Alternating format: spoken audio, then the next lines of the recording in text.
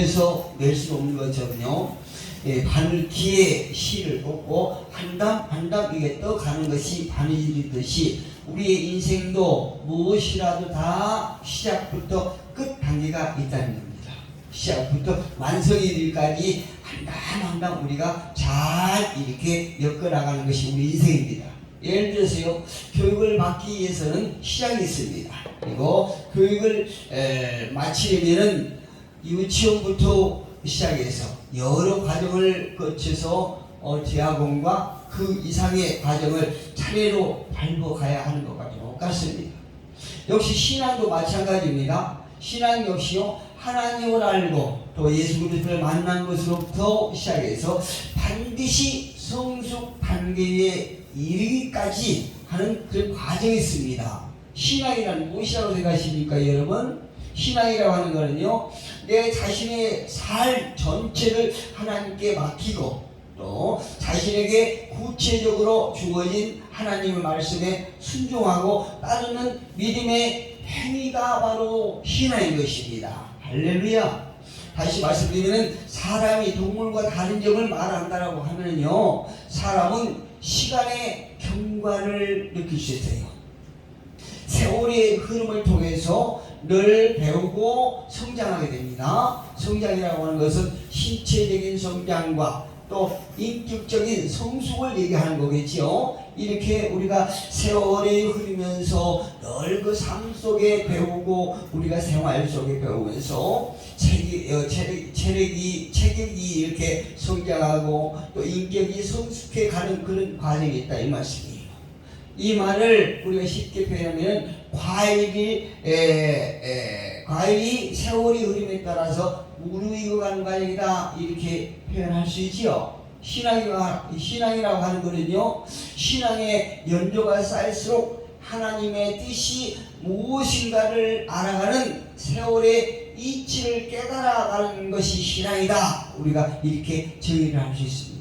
여러분, 우리가 예배를 통해서 늘 우리의 인격이 성숙해지고 또 하나님을 알아가는 이런 신앙의 성숙이 저와 여러분의 있기를 주님으로 축복합니다.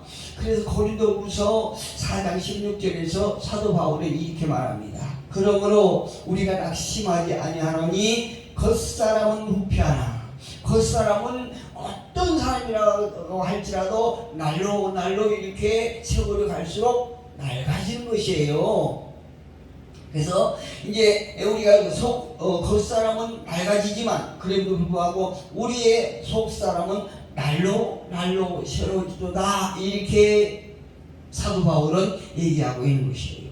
우리가 많은 사람들이 내가 신앙생활하는 거는 몇 년 됐네, 내가 정말로 100대를 예수를 믿었네, 이렇게 말을 하지만 그 연도에 자랑만 할 것이 아니라 연도가 많아지면 많아질수록 우리의 신앙이 더욱더 성숙하고 내 속사람이 더욱더 늘 하나님을 알아가는데 새로워지고 강건해지는 이런 모습이 우리 삶 속에 나타나야 된다, 이것입니다.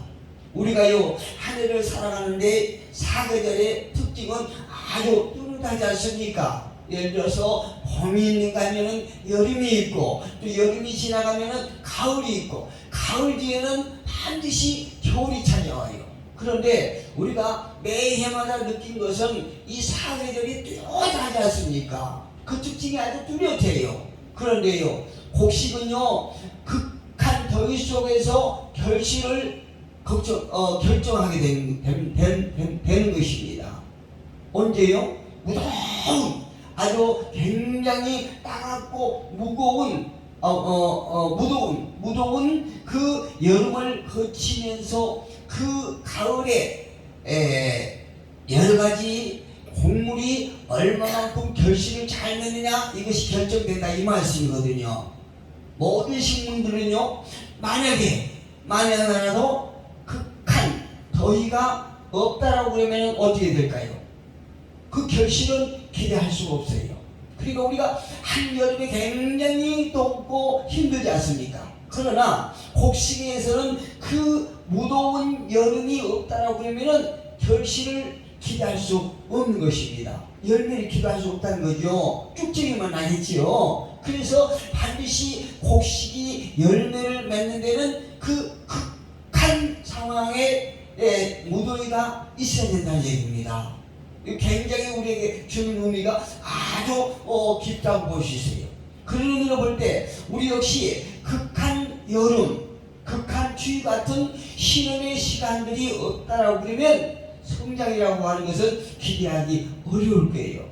많은 사람들은 아픔을 통해서 성장한다고 그런 말이 있지 않습니까? 그래서 우리의 어떤 인생을 살아가면서 시련을 겪어보지 않는 사람은 없겠지만, 그럼에도 불구하고 그 시련을 통해서, 아픔을 통해서 무엇인가 배워가는 그런 굉장히 어떤 결실을 기대할 수 있는 이런 결과를 창출해낼 수 있다는 것입니다.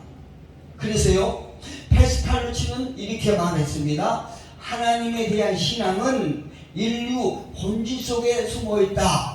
참 깊은 말이지요. 하나님에 대한 신앙은 인간 본질 속에 숨어있다. 이렇게 말하면서 선과 악을 가려내는 감각과 같이 어둠과 그릇됨을 분별하는 강한 감정과 같이 신앙은 인격 도야의 밑바탕이며 우리의 본성이 튼튼하게 자리 잡고 있다. 이렇게 말했습니다. 이 말 속에 우리가 느낄 수 있는 것은 무엇입니까? 우리가 신앙을 통해서 어떤 시련과 역경을 통해서 옳고 그름을 배워간다는 얘기입니다. 그 옳고 그름을 배워가는 그 감각적인 것이 굉장히 발달해 나간다는 얘기죠. 그래서 우리가 많은 시련을 거치지만, 어떤 여러 가지 역경을 통해서 아픔을 겪지만, 그럼에도 불구하고 새롭게 자꾸 어떤 성장에 가는 것보다는 그 자리에 머무는 이런 인생은 참 불행한 거예요. 그래서 우리가 꼭 그 시련이 우리가 살아가는데 나쁜 것만은 아닙니다. 당시에는 아프고 쓰리고 힘들지라도 그 시련을 통해서 우리가 무엇인가 삶의 지혜를 배워나가고 또 옳고 그름을 배워나가는 그런 과정이다 이 말씀이에요. 그래서 그 과정은 우리에게 굉장히 중요한 거예요. 그렇다면 오늘 욥의 고백을 통해서 신앙에는 어떤 단계가 있는가에 대해서 한번 알아보겠습니다. 먼저 이 욥의 신앙을 통해서 가르침을 받는 신앙의 단계가 있습니다. 그러니까 가르침을 받는 단계라고 하는 것은 듣는 단계이요. 욥은요, 지금까지 하나님에 대해서 종교적으로나 어떤 전통적으로나 이렇게 조상들의 가르침과 같은 어떤 외적인 요인들만 이렇게 통해서 알고 있었습니다. 무엇을요? 하나님에 대해서 욥이 들었던 그 하나님은 자기네 조상들의 입술을 통해서 들었던 그런 종교 의식에 불과했던 것이다 이 말씀이에요. 이거는 외적인 요인이죠. 이런 외적인 요인들만 알았다는 것이죠. 무엇을요? 하나님에 대해서. 그 가르침을 받는다는 것은 무엇이냐면요, 하나님에 대해서 이해를 하고 또 하나님에 대한 경험을 하고 또 경험을 통해서 체험하는 것이에요. 몸소 내가 느끼고 체험하는 거죠. 피부로 느끼고 체험하는 거죠. 그거에서 끝나는 것이 아니라 하나님께서 저와 여러분에게 어떤 걸 채워주시고 어떤 보호막이 되시고 우리의 어떤 산성이 되신가 하는 것에 대해서 또 진정 하나님을 통해서 우리가 누리고 느낄 수 있는 그 평안과 기쁨, 자유, 이런 누림에 대해서 가장 빠르게 알 수 있는 지름길이 가르침을 받는 것입니다. 할렐루야. 우리는 성경을 통해서, 말씀을 통해서, 성령의 인도하심을 통해서 우리는 이 가르침을 우리의 것으로 만들어야 되는 것이에요. 시편 기자는 이렇게 말합니다. 시편 25편 4절에서 여호와여 주의 도를 내게 보이시고 주의 길을 내게 가르치소서, 이렇게 주님을 향하여 고백하고 있습니다. 여러분, 성경은요 우리에게 모든 것을 가르치겠습니다. 또 성경은 도덕, 윤리 면에서부터 구원에 이르는 모든 것을 우리 인간들에게 가르친다는 얘기입니다. 인간으로서는요 전혀 가르칠 수 없는 불가능한까지도 성경은 저와 여러분에게 가르침을 주고 있어요. 수천 수만 가지의 복과 또 복을 받는 방법까지요, 방법론까지도 저와 여러분에게, 많은 인간들에게, 하나님을 믿고 하나님을 알고자 하는 자들에게 가르쳐 주시다는 거죠. 그래서 우리가요 어떤 복 받는데 어떤 생명이 없는 그런 우상들에게 빌고 어떤 그들을 의지하지만은, 그럼에도 불구하고 복의 근원은 바로 하나님이시오. 하나님은 성경을 통해서 저와 여러분에게 이 세상에서 능히 이길 수 있는 방법과 또 하나님으로 주신 복을 받아서 누리기까지 하는 것까지 성경을 통해서 우리에게 주시고자 하는 것이 하나님의 사랑인 것입니다. 한마디로 인간으로서는요 기획할 수 없는 어떤 성령의 감동과 가르침, 기적 그 자체라고 말할 수 있는 것이죠.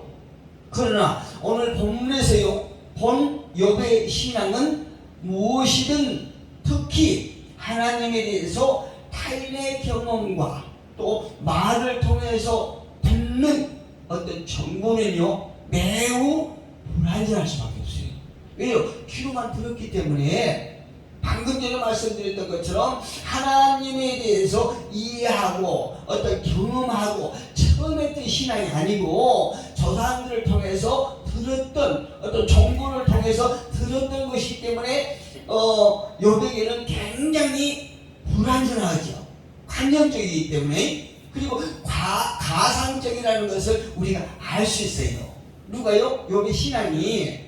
그래서 욥은 고난을 당할 때에 친구들과 대화 중에 친구가 이런 말을 하죠. 세상을 다스리는 하나님은 불의한 면이 있다, 이렇게 고백해요. 누가요? 욥의 친구가. 그런데 그 욥이 그 친구의 말을 듣고 그냥 쉽게 봉교해버리지 않습니까? 만약에 욥이 조상들로부터 듣기만 했던 것이 아니고 직접 하나님에 대해서 이해를 했었고 또 경험을 하고 체험을 하면서 누리는 이런 단계였다라고 그러면은 그 친구들이 세상을 다스리는 하나님은 불의한 면이 있다라고 얘기할 때에 자기가 아주 분명하고 확신 있게 아니라고 말을 했을 거예요. 그런데 지금 현재 욥의 신앙은 굉장히 불안합니다. 아주 관념적이기 때문에 조상들로부터 어떤 듣는 것에 전부였기 때문에 이게 친구들이 하나님은 불의한 면이 있다고 그러니까 금세 딱 그 부분에 동조해버리고 말아요. 우리가 마찬가지예요.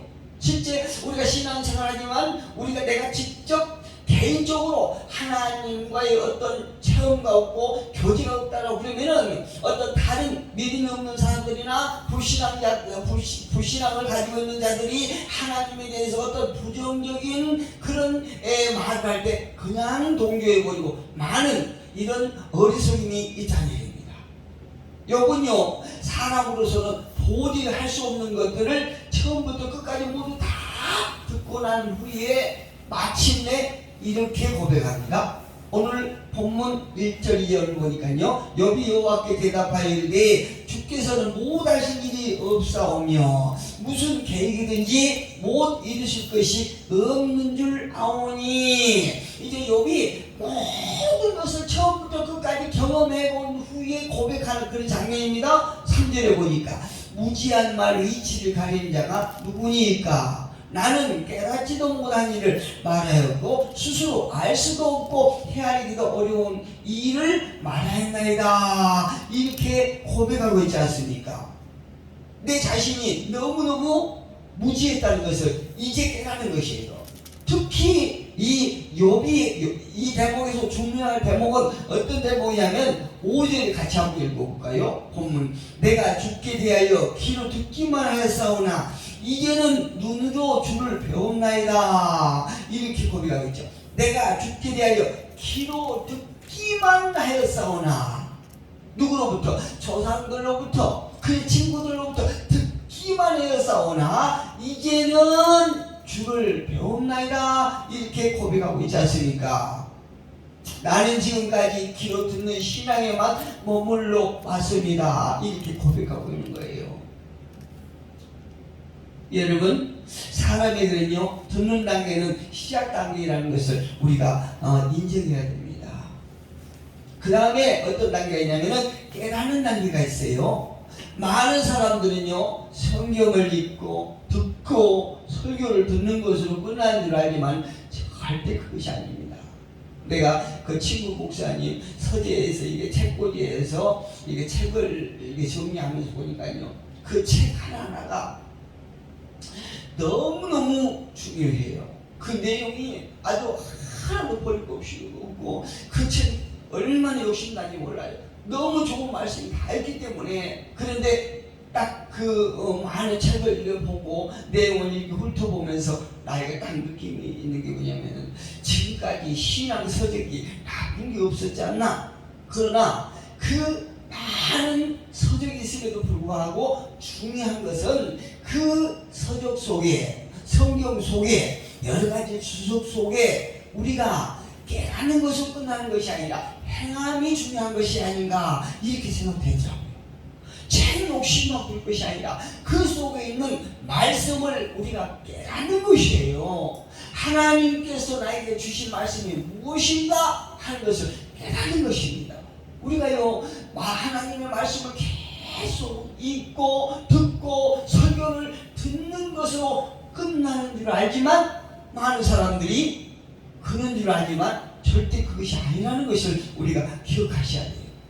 듣는 단계가 지나면 깨닫는 단계가 있습니다. 이 단계는 어떤 단계라고 우리가 비교할 수 있냐면은, 식물에 비교하면 이제 뿌리를 딱 내리는 그런 단계에 불과한 거예요. 어떤 식물도요, 뿌리를 내리지 않고 열매를 맺는 그런 식물은 없습니다. 여러분, 열매가 주렁주렁 맺히는 그런 나무도, 과수도요, 이게 자리를 옮겨서 뿌리를 제대로 내리지 못하면요, 그 과일을 먹지 못합니다. 그러나 이게 식물을, 과수를 옮겨나가고 그 과수가 열매를 맺기 위해서는, 과수를 맺기 위해서는 뿌리를 내린 후에 과수를 맺게 되는 것이에요. 그렇기 때문에 우리가 듣고 깨닫는 단계는 나무가, 과수나무가 과일을 맺기 위해 뿌리를 이제 막 내리는 이런 단계에 불과한 것이다, 이 말씀이에요. 우리 속담에 이런 말이 있지요. 우이독경이라는 말이 있잖아요. 여러분도 많이 들으시고 잘 아시겠지만, 우이독경이라는 것은 소키의 어떤 그 경을 읽는 것이에요. 여러분, 소가 하나님의 말씀을 들을 수 있을까요? 아니면 없을까요? 들을 수 있어요.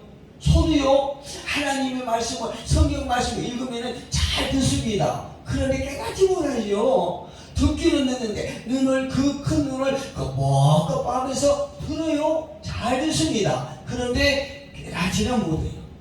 오늘 욥이 고백합니다. 3절에 보니까, 무지한 말로 이치를 가진 자가 누구니까? 나는 깨닫지도 못한 일을 말하였고 스스로 알 수도 없고 헤아리기도 어려운 말을 하였나이다. 이게 욥의 고백이에요. 여러분, 기독교의 신앙은 체험의 종교라고 말하지요. 아무리 들어도 깨닫지 못하다면 무용지물이거든요. 그리스도를 믿는 것 매우 중요합니다. 그러나 믿는 것 이상으로 중요한 것은 그리스도를 아는 것입니다. 모르고 무조건 믿습니다 하면 하는 것은 맹종에 불과하는 것입니다. 그래서 요한복음 17장 3절에서 요한은 이렇게 말합니다. 영생은 곧 유일하신 참 하나님과 그가 보내신 자 예수 그리스도를 아는 것이니라. 할렐루야.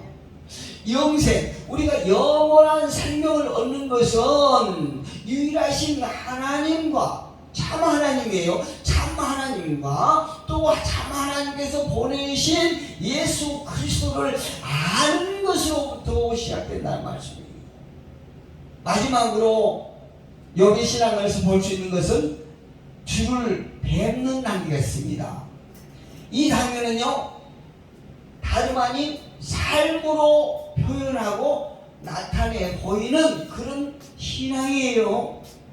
다시 말씀드리면 신앙의 능동성이 발휘되는 이런 단계라는 말이에요.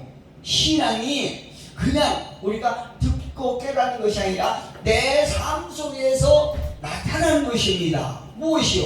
하나님의 모습이. 우리 믿음의 사람들이요, 신앙이 성숙한 사람들은 그 생활 속에서 다른 사람들에게 굉장히 희망을 주고요, 소망을 주고요, 그 사람들을 이끌어가는 그런 놀라운 능력이 있어요. 그 능력이 무엇입니까? 하나님의 능력이죠. 하나님의 능력이 그 신앙이 성숙한 사람들의 삶 속에 나타나는 것이다 이 말씀이에요. 여러분, 셰익스피어는요 이렇게 말했습니다. 행동이 삶이 최고의 운변이다 이렇게 말했어요. 무엇이라고요? 삶이 최고의 운변이라는 얘기입니다. 우리의 삶이요, 하나님을 대변하는 운변자가 되기를 주님의 이름으로 축복합니다. 야고보서 기자도 2장 17절에서 말하지 않습니까? 행함이 없는 믿음은 그 자체가 죽은 믿음이다 이렇게 말을 했고요. 우리가 늘 믿음이 살아 운동하는, 언제? 우리 삶 속에서, 우리 생활 속에서, 우리의 모습에서 믿음이 나타나야 된다는 것입니다. 어떻게? 열매로 나타낸다는 거죠. 그 열매가 하나님의 성품으로 나타나는 이런 순간들이 우리 생활 속에 있어야 됩니다. 우리 모두는요, 하나님의 말씀을 마음의 문을 열고 잘 받는 것 중요합니다. 그리고 각자 그 마음의 밭에 신앙의 뿌리가 깊고 견고하게 내려져서 우리의 생활 속에서 삶으로 표현되는, 그래서 보배롭고, 누가요? 저와 여러분이 보배롭고 고귀한 신앙의 소유자들이 되기를 주님의 이름으로, 예수 이름으로 축복합니다. 기도하겠습니다.